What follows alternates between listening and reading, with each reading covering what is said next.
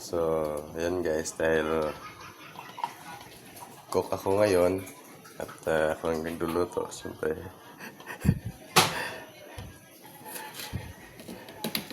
Pinamahanap nun tayo ng mga kalokohan natin.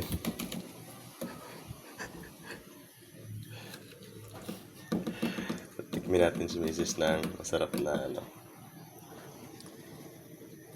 masarap na luto natin.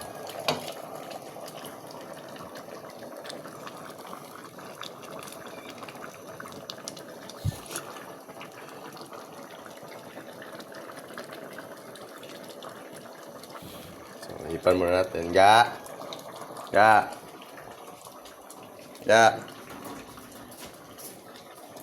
Tikman mo nga to.